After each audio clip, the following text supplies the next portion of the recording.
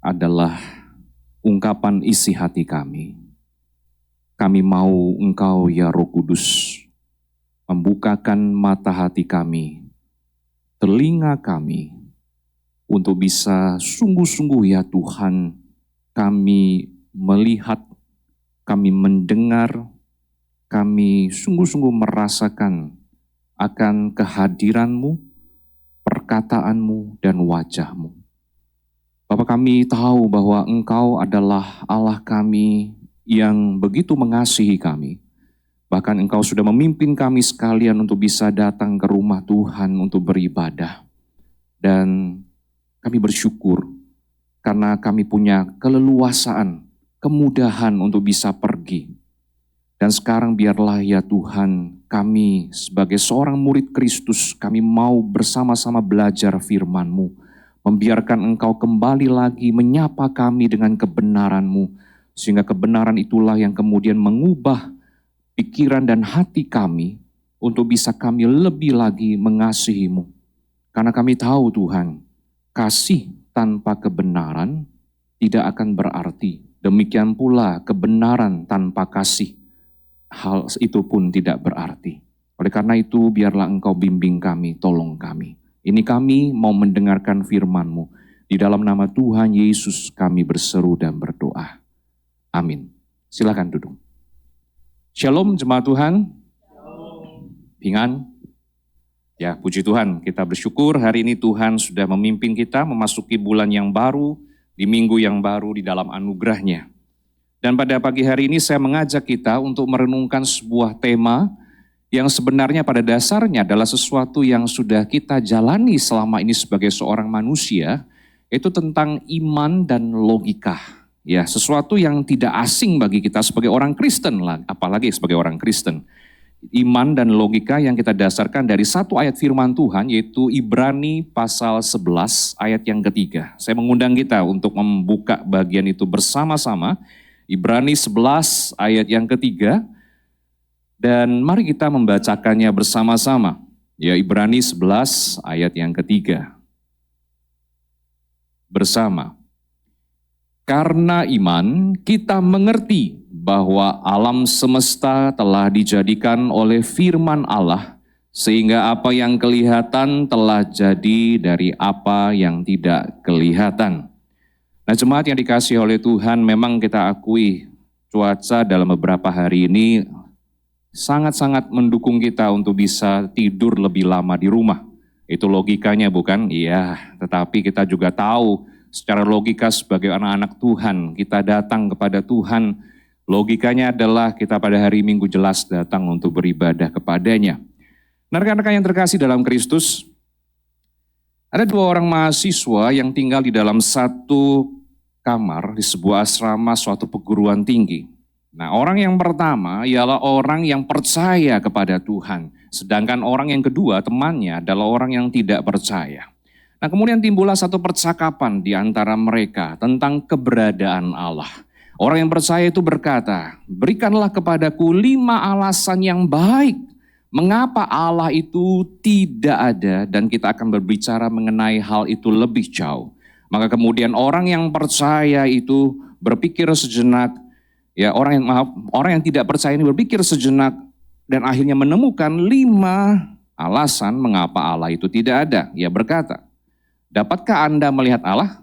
Apa jawab kita biasanya? Tidak, ya. Kemudian, dapatkah Anda mencium bau Allah? Tidak, jawab si orang percaya itu. Dapatkah Anda meraba Allah? Tidak, ya. Lalu kemudian bagaimana tentang rasanya? Bisakah Anda mendengar Allah? Ya, aku dapat mendengar Allah di dalam angin dan alam sekitar kita. Kalau begitu, kata orang percaya itu, 4 dari 5 alasan, maka Allah itu tidak ada. Nah, orang yang percaya ini diam sejenak dan kemudian meminta sedikit waktu untuk bisa berpikir mengenai alasan yang akan dia kemukakan. Dia datang ke teman sekamarnya dan kemudian mengemukakan hal berikut.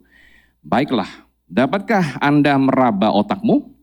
Jawabannya adalah tidak, ya. Dapat meraba? Enggak bisa, kita cuma raba kepala kita. Kemudian dapatkah Anda melihat otakmu?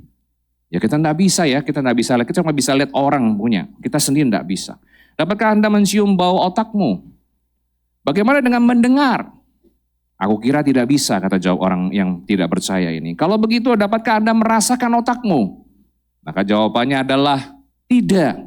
Nah, kalau begitu, kata orang percaya ini, aku kira jawabannya sudah jelas, 5 dari 5, Anda tidak punya otak. Nah, Bapak Ibu saudara-saudariku yang terkasih dalam Kristus, percakapan ini yang menginformasikan kepada kita bahwa kita tidak dapat mengatakan bahwa karena sesuatu itu tidak bisa kita lihat, tidak bisa kita rasakan dengan panca indera kita, maka kita bilang, oh itu tidak ada. Ya, sekali lagi saya ulangi, kita tidak dapat mengatakan bahwa sesuatu atau seseorang itu tidak ada karena ia tidak dapat ditangkap dengan panca indera kita, baik mata, telinga, hidung, lidah, dan kulit manusia. Karena apa? Karena Allah adalah roh, Allah adalah spirit. Sehingga tidak heran kalau ia tidak dapat dilihat dan diraba. Namun sekali lagi saya tegaskan bahwa bukan berarti dia tidak ada. Nah sebaliknya Tuhan sendiri telah memperlihatkan dirinya dengan jelas melalui alam semesta Bapak Ibu Saudara-saudari ya. Termasuk dunia di mana kita tinggal. Lalu kemudian kita lihat juga dalam sejarah dunia dari awal adanya manusia sampai hari ini. Kita melihat penyertaan Tuhan, kita melihat pemeliharaan Tuhan begitu luar biasa. Di tengah-tengah perang dunia pertama, perang dunia kedua, dan segala kemelut yang sekarang sedang terjadi, kita melihat ada penyertaan Tuhan di situ. Dan juga kita mengakui bahwa di dalam hati kita sendiri ada namanya hati nurani. Atau biasa kalau kita dengar dalam bahasa Mandarinnya adalah liangsin. Ya itu adalah sesuatu yang sebenarnya siapa yang kasih? Tuhan Bapak Ibu Saudara-saudari. Di mana kita tahu semua itu disebut sebagai wahyu umum. Ya, wahyu umum. Nah dengan wahyu umum inilah manusia akan tahu dan merasa bahwa di dalam dunia ini ada pribadi yang kuat, yang punya kuasa, yang menciptakan akan alam ini bahkan dirinya, yaitu Tuhan. Dan biasanya kita sering dengar istilah ini dari seorang yang bernama John Calvin dengan istilah sensus divinitatis. Ya satu hati, satu perasaan, satu benih di mana kita bisa merasakan ada Tuhan di situ. Ada orang, ada pribadi yang lebih berkuasa dari manusia itu sendiri. Nah, tetapi kita sadar Bapak Ibu Saudara-saudari, namanya wahyu umum, jadi semua orang bisa tahu, yes. Tapi tahu Tuhan yang mana? Allah yang mana yang benar? Allah yang seperti apa? Nah kita punya banyak versi bukan di dalam dunia ini sesuai dengan keyakinan dan agamanya masing-masing. Tetapi Tuhan tidak berhenti sampai di situ. Dia kemudian mewahyukan sesuatu yang spesial atau khusus bagi orang-orang yang dipilihnya. Bagi orang-orang yang diselamatkannya. Yaitu orang-orang Kristen, orang-orang percaya. Melalui apa? Yang pertama kita tahu melalui firman Tuhan, melalui Alkitab. Dan yang kedua adalah melalui Yesus Kristus Tuhan kita. Dia datang ke dalam dunia, dia memperkenalkan dirinya sebagai Allah dan dia diutus oleh Bapa. Dia tidak datang dengan kehendaknya sendiri tetapi dia datang dengan inisiatif dari Bapa. Dan dia menundukkan dirinya, dia taat untuk melakukannya dan bahkan dia mati di atas kayu salib untuk kita, manusia berdosa yang sebenarnya tidak layak. Nah jadi kita melihat bahwa ternyata Tuhan kita itu begitu baik, dia perkenalkan dirinya kepada kita dan itu tidak seperti ilah-ilah di dalam agama-agama yang lain. Supaya kita bisa tahu bahwa kalau kita bisa selamat itu bukan karena kehebatan kita. Kita bisa selamat bukan karena kesalehan kita. Kita bisa beriman juga bukan karena kehebatan kita. Tetapi itu semua adalah pemberian dari Tuhan semata. Nah jemaat yang dikasihi oleh Tuhan, prinsip inilah yang kemudian dibawa juga di dalam Ibrani pasal 11 ayat 3. Di situ ditemukan bagaimana Tuhan itu menciptakan alam semesta termasuk diri kita dari yang tidak ada menjadi ada. Atau dalam bahasa lainnya adalah penciptaan ex nihilo atau dari ketiadaan Bapak Ibu Saudara-saudari. Jadi walaupun kita memang diciptakan dari debu dan tanah, barang atau sesuatu yang sudah Tuhan ciptakan, tetapi diri kita sebagai manusia itu tidak ada sebelumnya. Dan itulah yang menunjukkan bagaimana penciptaan ini adalah dari tidak ada menjadi ada. Dan itu juga yang ditegaskan di dalam firman Tuhan yang baru saja kita baca. Sesuatu yang tidak ada berarti bukan sesuatu rakitan, bukan sesuatu dengan daya yang sudah ada, tetapi karena Allah berfirman, maka kita bisa ada. Karena Allah berfirman, maka alam ini Bapak Ibu Saudara-saudari bisa ada. Dan Mazmur 33 ayat 9 juga menegaskan kebenaran ini. Mari kita baca bersama-sama Mazmur nomor 33 ayat yang ke-9. 2, 3. Sebab dia berfirman, maka semuanya jadi. Dia memberi perintah, maka semuanya ada. Jadi jemaat yang dikasihi oleh Tuhan, bagi Tuhan kita, ya adalah sesuatu yang powerful bagi dia, atau sesuatu yang bagi dia sangat easy, sangat mudah untuk melakukan sesuatu, tinggal dia berfirman, dia kasih perintah. Jadi Bapak Ibu Saudara-saudari, itu Tuhan kita, ajaib luar biasa. Amin Bapak Ibu sekalian. Dan penciptaan itulah yang kemudian kita lihat bukan sesuatu yang sifatnya natural atau alami, tetapi sesuatu yang supranatural atau sesuatu yang melebihi sesuatu yang alami.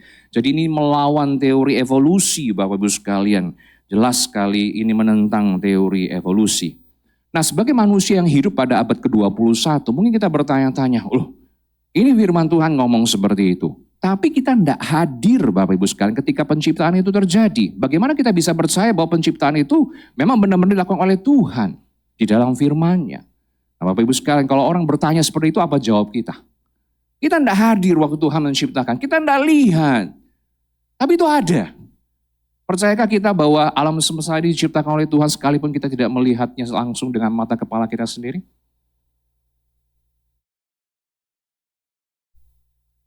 Nah Bapak Ibu sekalian yang terkasih dalam Kristus, kita walaupun tidak hadir, kita tidak lihat langsung pada saat penciptaan itu terjadi. Kita tetap percaya hal itu dilakukan oleh Allah yang Maha Kuasa. Karena kita beriman kepada firman-Nya, kepada firman Allah di dalam Alkitab ini. Dengan iman kita dapat melihat ke belakang awal mula dunia. Dan dengan iman juga kita dapat melihat ke depan kepada akhir dunia. Karena semua ada dalam firman-Nya. Kita tahu akan hal itu.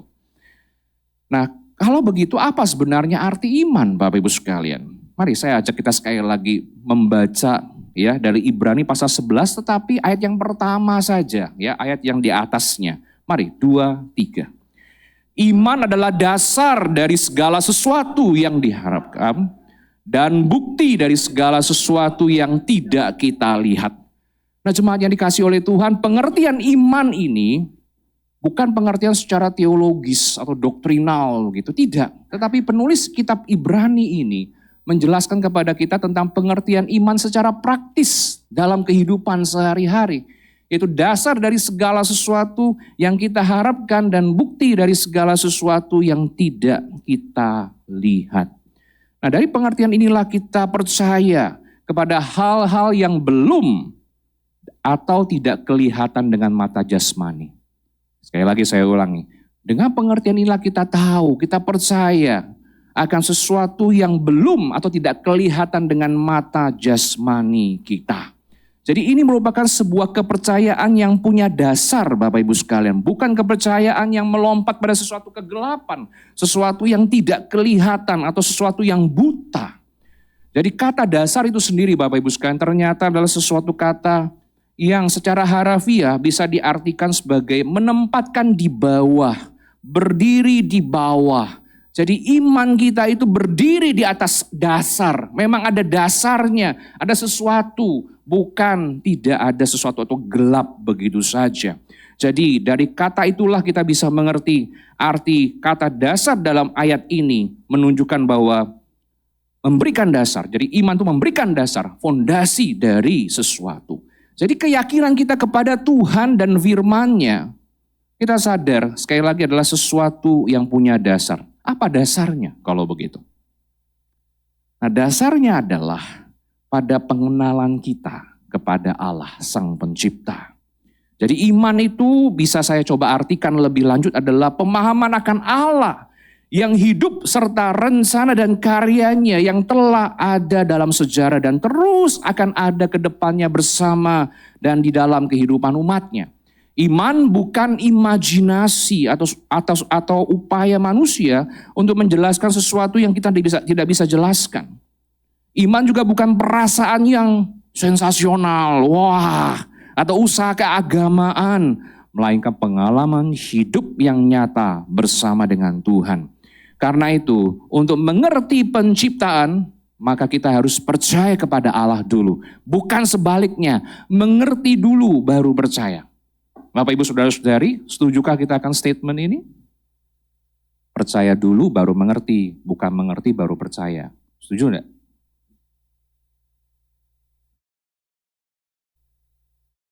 Ya.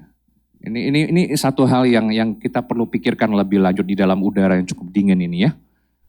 Percaya dulu baru ngerti, ngerti dulu baru percaya. Nah, saya coba mengajak kita berpikir melalui sebuah kisah seperti ini.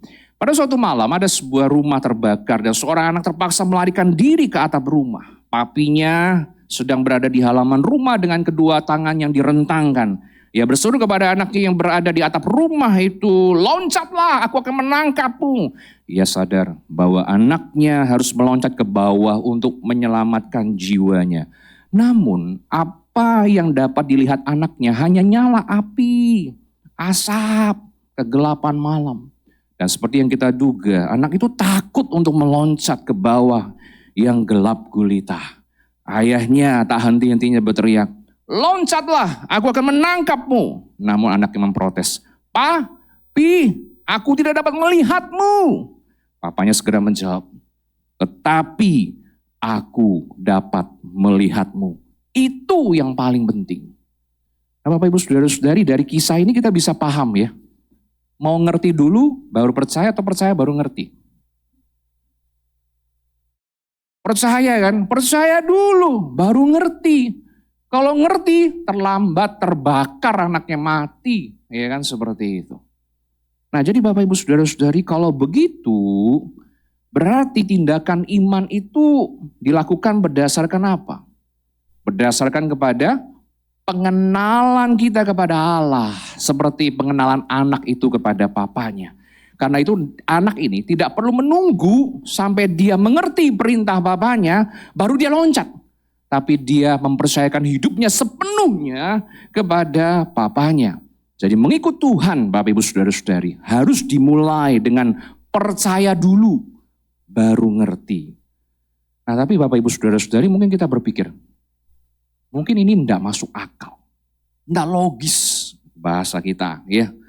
Jadi apa maksudnya logis atau logika itu sebenarnya? Nah Bapak Ibu Saudara, saya ajak kita berpikir sedikit ya. Logika ya bukan membahas tentang apa yang kita pikirkan. Sekali lagi ya, bukan membahas tentang apa yang kita pikirkan, tentang isi yang kita pikirkan, tetapi bagaimana kita berpikir. Logika adalah salah satu bidang dalam ilmu, dalam filsafat. Logika adalah alat untuk menyatakan sebuah pemikiran itu benar, sah adanya. Logika bukan membahas tentang isi pikiran, konten, tapi bicara tentang cara berpikir. Dan logika adalah ilmu yang mempelajari argumentasi, menganalisanya, dan kemudian dengan kritis, kemudian menunjukkan kepada kita apa yang membuat argumentasi itu berhasil atau apa yang membuat argumentasi itu gagal. Nah, kemudian kita berpikir, mungkin saja kita berpikir, ngapain repot-repot percaya sama Tuhan pakai logika gitu kan. Yang penting itu percaya saja, yang penting itu apa? Hati. Kalau hati-hati itu bahaya kan, pengertiannya beda ya.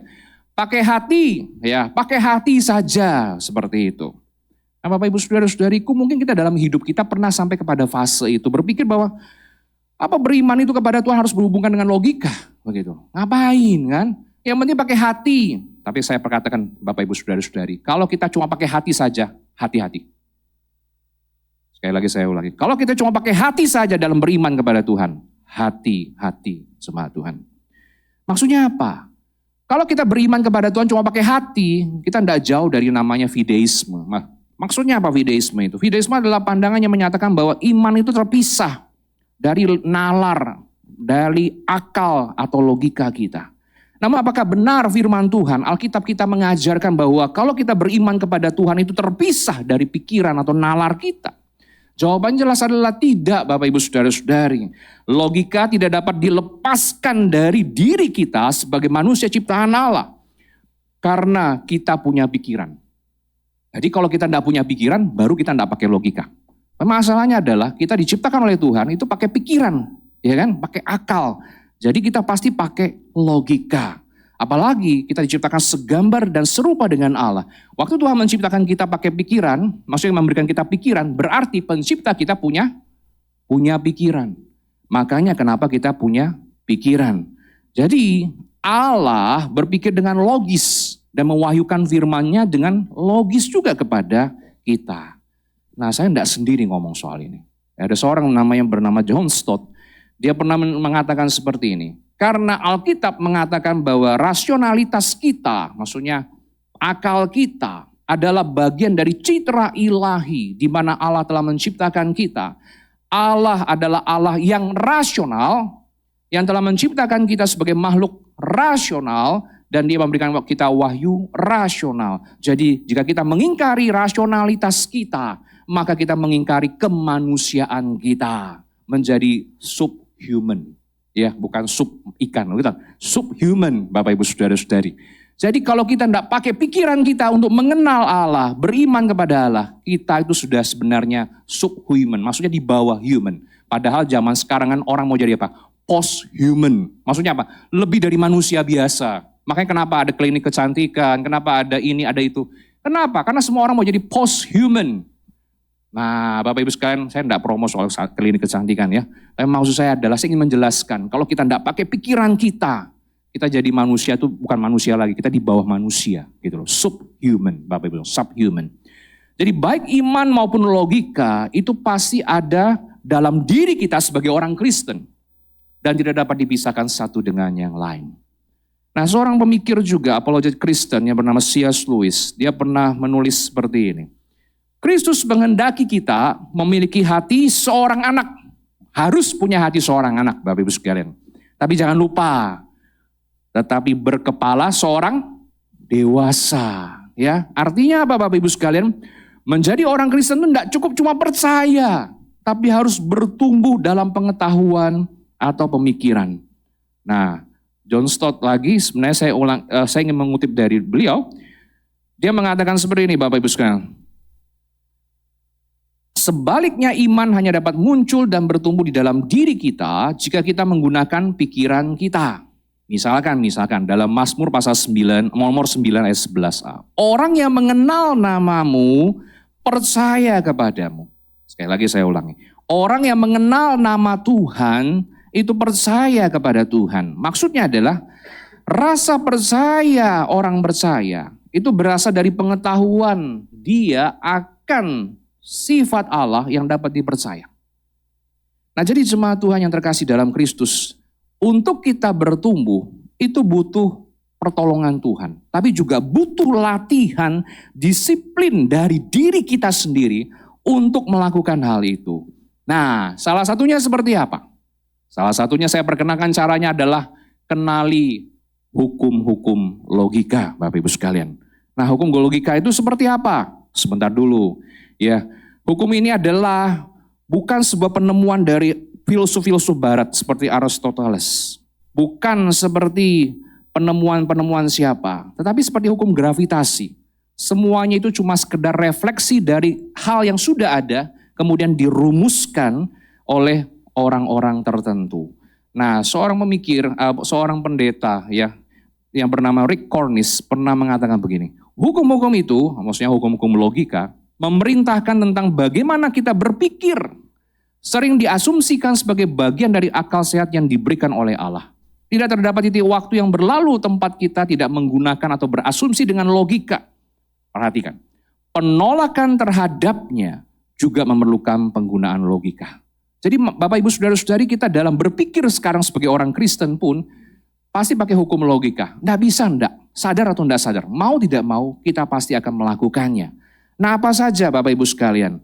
Secara singkat saja, hukum logika itu ada 3. Yang pertama, hukum non-kontradiksi. Maksudnya adalah A bukanlah non-A. Maksudnya bukan non-A ya Bapak Ibu sekalian, non-A di situ. Maksudnya seperti ini, dua pernyataan yang bertentangan tidak mungkin benar keduanya pada saat yang sama dan dalam hubungan yang sama. Contoh seperti ini, saya tidak mungkin berbicara sekaligus tidak berbicara pada saat yang sama. Nah mungkin, pasti salah satu, saya berbicara atau saya tidak bicara. Atau misalkan contohnya Bapak Ibu sekalian, kita tidak mungkin mengatakan begini, Tuhan adalah Allah dan Tuhan adalah iblis. Tidak mungkin kita bisa bilang dua-duanya benar. Pasti kita mengatakan ya Tuhan adalah Allah. Sampai di situ, itu yang benar. Kalau Tuhan adalah iblis berarti apa? Salah, keliru. Tidak mungkin mengatakan bahwa dunia diciptakan oleh Allah. Lalu kemudian di saat yang sama kita mengatakan dunia tidak diciptakan. Tidak mungkin Bapak Ibu sekalian. Pasti adanya adalah salah satunya benar. Begitu ya. Yaitu dunia diciptakan oleh Allah. Lalu yang kedua Bapak Ibu sekalian, hukum logika adalah hukum exclude middle. Maksudnya apa? A atau non A. Maksudnya gimana? Sesuatu itu adalah dirinya sendiri atau bukan dirinya sendiri. Jadi keduanya tidak bisa diterima sama-sama benar pada saat yang sama atau hubungan yang sama. Contoh misalkan pada saat ini, saya tidak mungkin bisa membaca buku atau tidak membaca buku pada saat yang sama. Pasti salah satunya, membaca atau tidak membaca. Atau misalkan, dunia tidak diciptakan oleh Tuhan sama dunia diciptakan oleh Tuhan. Tidak mungkin kita terima sama-sama pernyataan ini. Pasti salah satunya. Seperti itu. Lalu hukum identitas, yaitu A adalah A. Maksudnya adalah sesuatu adalah dirinya dan bukan yang lain. Contohnya seperti ini. Jadi Allah adalah Allah. Allah bukan yang lain. Atau misalkan Andri adalah Andri, ya Andri, cuma satu itu aja, bukan Andri pada saat yang sama.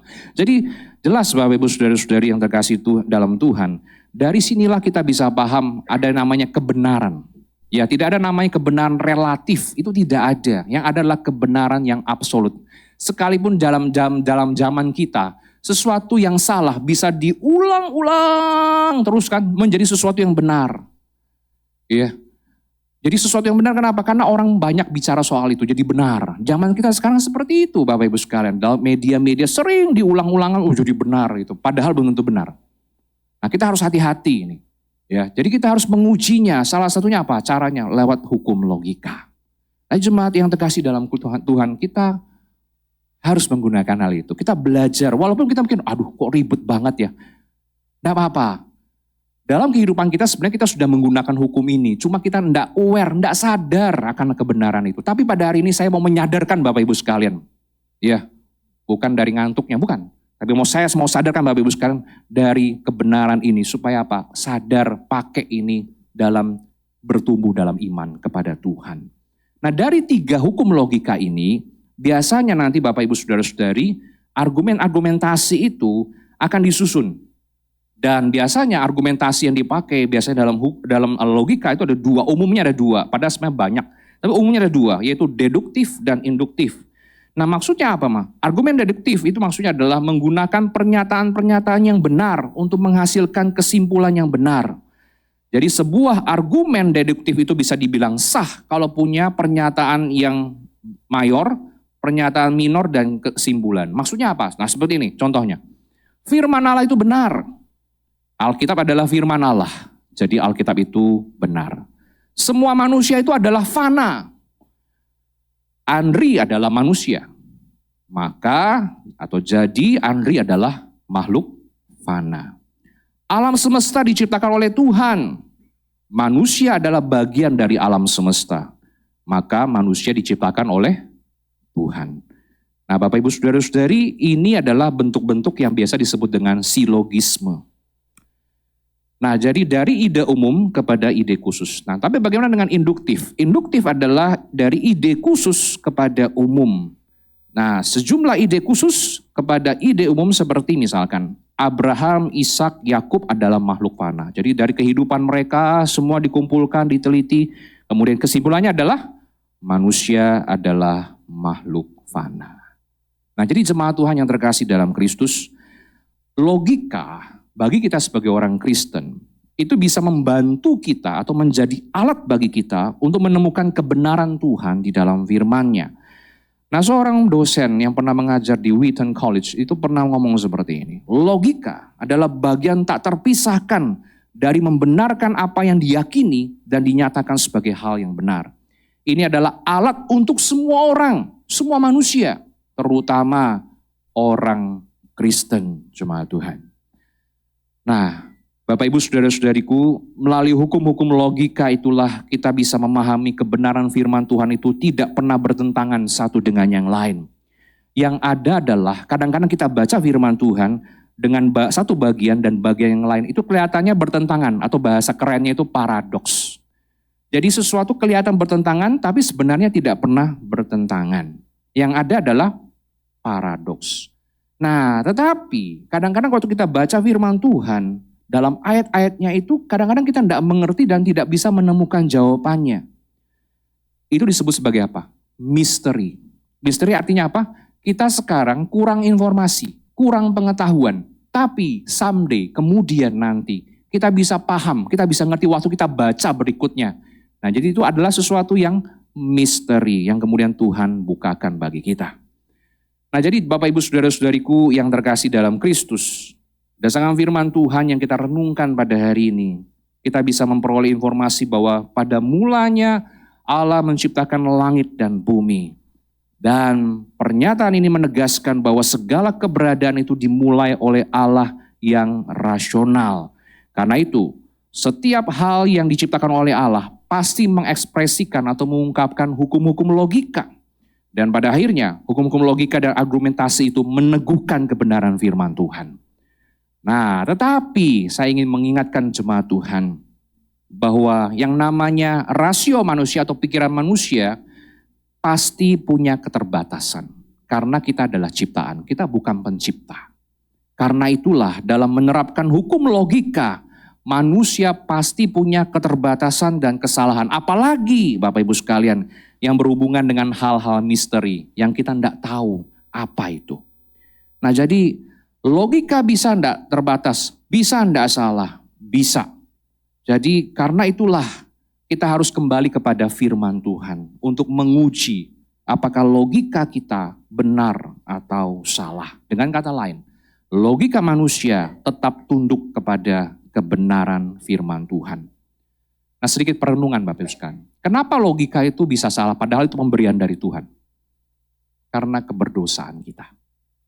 Keberdosaan kita itu membuat hati kita menjadi keras, menjadi bebal.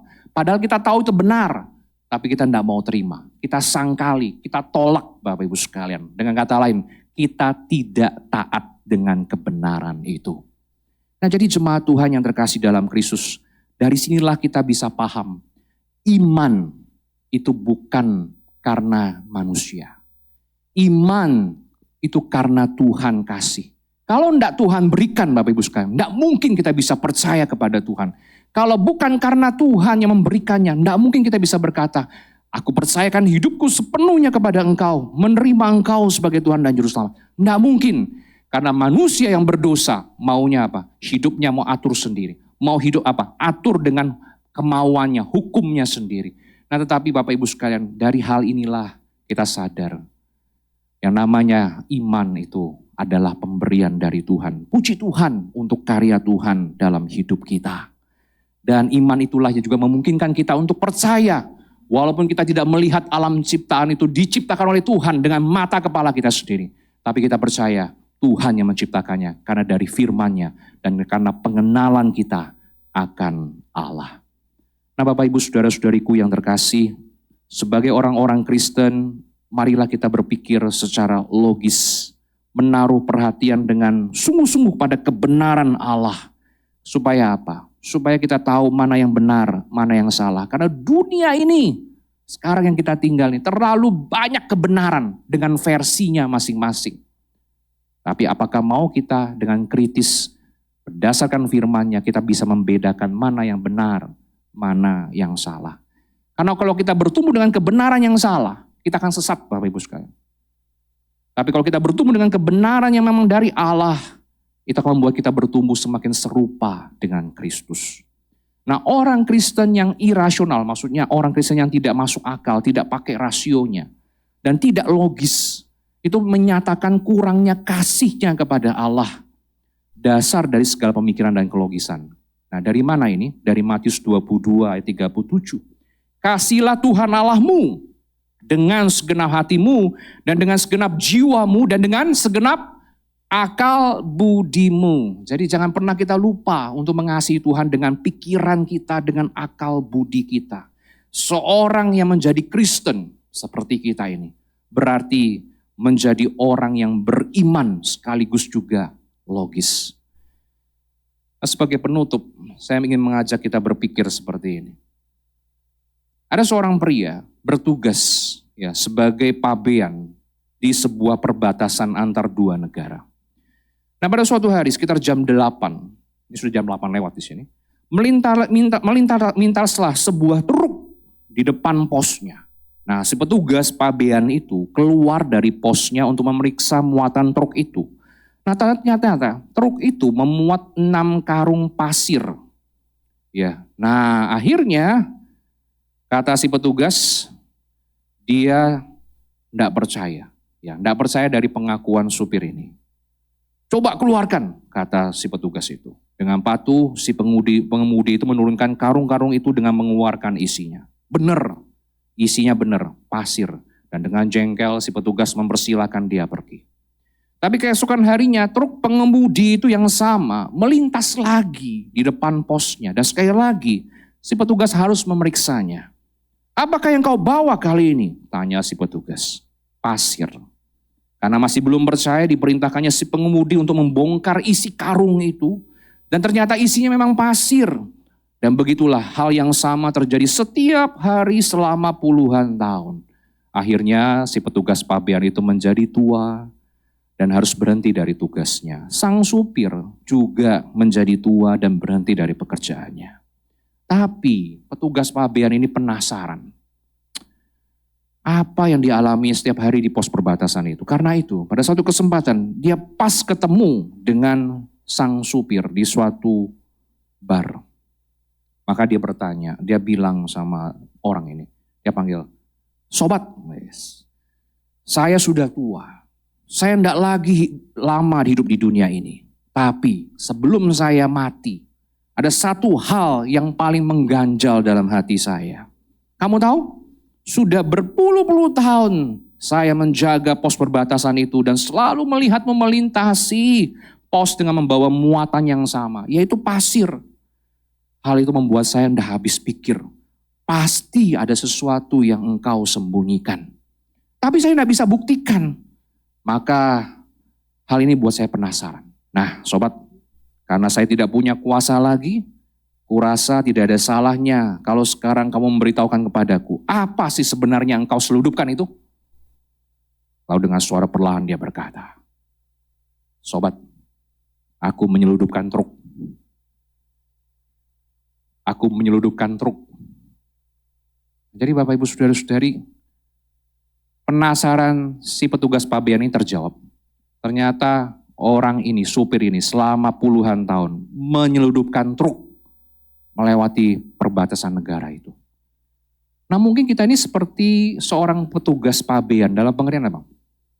Kita punya konsep logika itu adalah harusnya penyeludupan itu seperti ini. Bukan pasir, tapi barang-barang seperti ini gitu loh. Tapi tanpa terduga yang diseludupkan adalah truk, Bapak Ibu sekalian. Sesuatu yang ada jelas dengan mata kepalanya, dia lihat sendiri. Tapi dia tidak pernah ngeh itu yang diseludupkan, bukan pasirnya. Nah dalam kehidupan kita, kadang kita waktu mengikut Tuhan, kita berpikir dengan logika kita, harusnya ikut Tuhan itu seperti ini. Ya, saya rajin melayani, saya ikut ibadah, saya bersetia untuk mengikuti dia. Logikanya adalah kita diberkati, bukan? Harusnya kita tuh apa? Terima berkat Tuhan, sehat terus, pokoknya melayani sampai selama-lamanya. Oh bukan ya, jangan-jangan. Maksudnya melayani sampai batas hidup kita gitu loh. Tapi nyatanya waktu kita ikut Tuhan dengan setia, kita kasih persembahan, kita rajin melayani, apa kenyataan yang kita hadapi? Terkadang Bapak Ibu sekalian kita menghadapi apa? Sakit penyakit, kita menghadapi apa? Kesulitan hidup yang tidak terduga, kesulitan bisnis. Dan kita berkata, mana logikanya Tuhan, gitu kan? Tapi Bapak Ibu sekalian, saya ingin mengajak kita untuk menyadari Sometimes Tuhan punya caranya untuk sadarkan kita. Logikanya Tuhan itu sebenarnya benar, sudah benar. Dia kasih ke kita. Tapi kadang-kadang hati kita tuh bandel, bukan main. Ya, kita punya pikirannya sendiri. Harusnya begini-begini, bukan begitu-begitu. Kita tidak bisa lihat kebaikan Tuhan. Kita tidak bisa lihat mana yang sebenarnya. Berkat Tuhan itu ada sebenarnya. Cuma kita tidak bisa lihat karena kita fokus sama ada yang lain, Bapak Ibu sekalian. Yang sekunder, bukan yang primer. Seperti petugas pabean itu. Jadi biarlah pada hari ini di dalam perenungan kita sebagai anak-anak Tuhan, mari kita belajar untuk menyadari, apakah kita sungguh-sungguh menyadari bahwa Allah yang kita imani itu Allah yang rasional. Karena itu iman kita harus bertumbuh dalam pengetahuan. Tidak cuma bisa apa, yang penting percaya saja, yang penting percaya. Bapak Ibu sekalian, kalau kita cuma percaya saja, itu nama kepercayaannya kadang kurang berdasar. Tapi percaya itu pasti punya pengetahuan. Mari bertumbuh dalam pengetahuan akan Tuhan melalui firman-Nya dan pengalaman rohani bersama dengan Dia. Yang kedua, mari kita renungkan. Bersedia kita belajar tentang hukum-hukum logika dan argumentasi deduktif dan induktif untuk semakin memahami kebenaran firman Tuhan. Ini sesuatu yang sederhana Bapak Ibu sekalian. Jangan kita pikir, oh ini karena filsafat, oh jadi ribet. No, ini sesuatu yang sederhana yang kita jalani setiap hari. Mari kita coba tajamkan pikiran kita. Kemudian yang terakhir, bersediakah kita mempertanggungjawabkan iman kita secara rasional kepada siapapun yang mempertanyakan tentang iman kita kepada Tuhan. Kadang kalau anak tanya, ini apa ya Pak? Kita bingung jawabnya. Coba cari contoh, cari musuh di gereja. Jangan sering-sering begitu Bapak Ibu. Bukan karena kami tidak mau dikasih pertanyaan-pertanyaan atau pekerjaan istilah yang bahasanya. Atau karena, supaya ada kerjaan, boksunya atau contohnya di gereja. Bukan Bapak Ibu sekalian, bukan karena itu. Tapi mari kita belajar, namanya iman dimulai dari rumah, itu artinya apa? Pertanyaan-pertanyaan anak yang kita tidak ngerti, mungkin kita tidak ngerti, tapi kita coba cari tahu dulu, selidiki bersama. Pasti kita akan coba menemukan kebenaran itu Bapak Ibu sekalian. Jangan langsung cari shortcut jalan pintas, kan sekarang kita suka cari jalan pintas kan. Apa yang ada? Cari. Kita tidak pernah, mungkin kita kurang mau berusaha begitu. Ya, coba kita belajar Bapak Ibu sekalian untuk menjelaskan iman kita. Dan ketika logika kita tidak dapat memahami pikiran Allah khususnya dalam mengizinkan kita menghadapi kondisi yang sulit yang kita tidak harapkan. Apakah kita menyadari bahwa hal itu melebihi dari pikiran kita alias suprarasional, melebihi dari akal kita.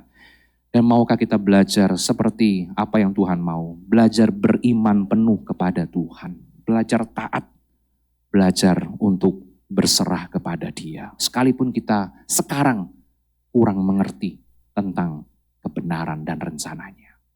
Bapak Ibu sekalian, maukah kita? Amin, kita berdoa.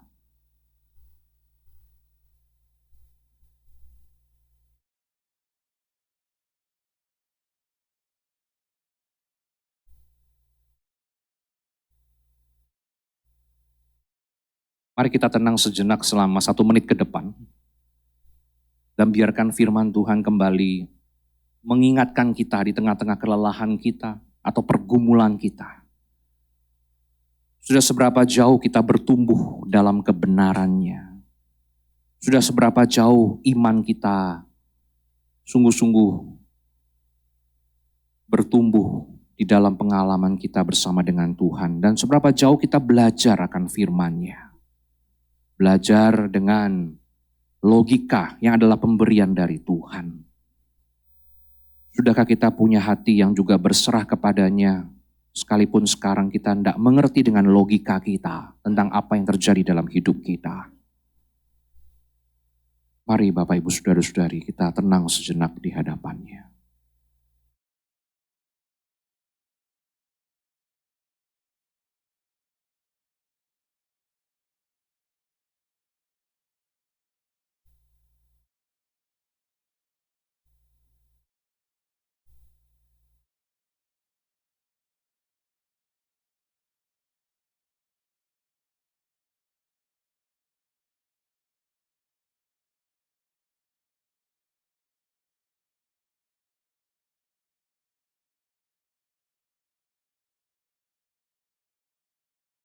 Kami datang kepadamu Bapa.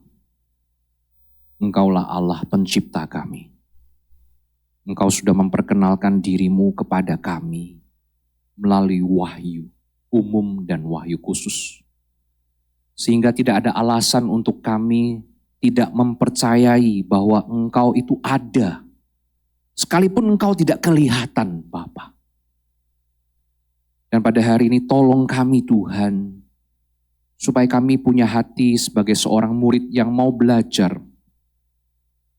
Belajar tentang hukum-hukum Tuhan di dalam firman-Mu. Dan juga belajar bagaimana hukum-hukum dalam pikiran yang Tuhan sudah berikan melalui logika. Yang juga adalah pemberian Tuhan. Bapak, selama ini kami mungkin sadar atau tidak sadar sudah menggunakan hukum-hukum logika dalam hidup kami. Tetapi biarlah pada hari ini kami punya kesadaran untuk menggunakannya secara tajam, secara kritis dalam menyingkapi kebenaran-kebenaran dalam dunia ini yang punya versinya masing-masing. Bapak, tolong kami Tuhan. Karena kami tahu kadang-kadang kami mudah teralihkan, mudah terpengaruh dengan hal-hal yang terus diulang-ulang dalam dunia ini yang dianggap sebagai kebenaran. Dan kami mau belajar bersyukur karena iman itu sendiri adalah pemberian dari Tuhan.